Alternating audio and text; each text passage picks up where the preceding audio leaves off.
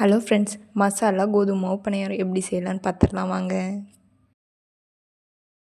உருளைக்கிழங்கு, carrot, beans இது மூணையும் சின்ன சின்ன பீஸாக கட் பண்ணி வச்சுக்கலாம். உருளைக்கிழங்கையும் பட்டாணியும் உப்பு போட்டு நல்லா வேக வச்சுக்கலாம். கோதுமை மாவில் உப்பு போட்டு தண்ணி ஊற்றி நல்லா சப்பாத்தி மாவு பதத்துக்கு பிசைஞ்சு வச்சுக்கலாம்.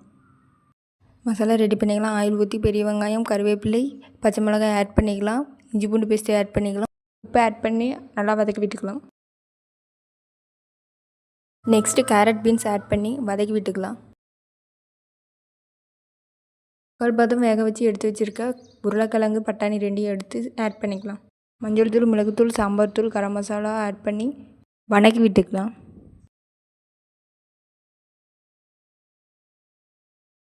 மசாலா ரெடி ஆயிடுச்சு. இப்போ பிசைஞ்சு வச்ச கோதுமை மாவை எடுத்து இப்போது நான் செய்கிற மாதிரி கோதுமை மாவுக்குள்ளே மசாலா வச்சு பால் மாதிரி எடுத்துக்கலாம்.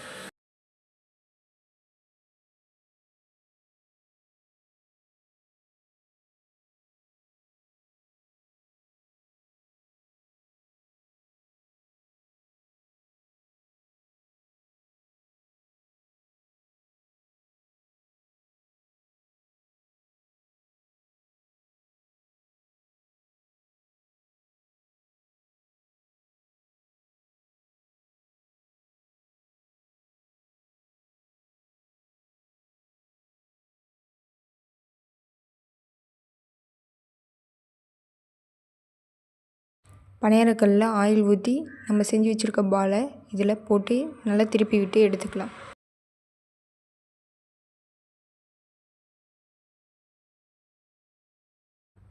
மசாலா கோதுமை மாவு பணியாரம் ரெடி ஆயிடுச்சு.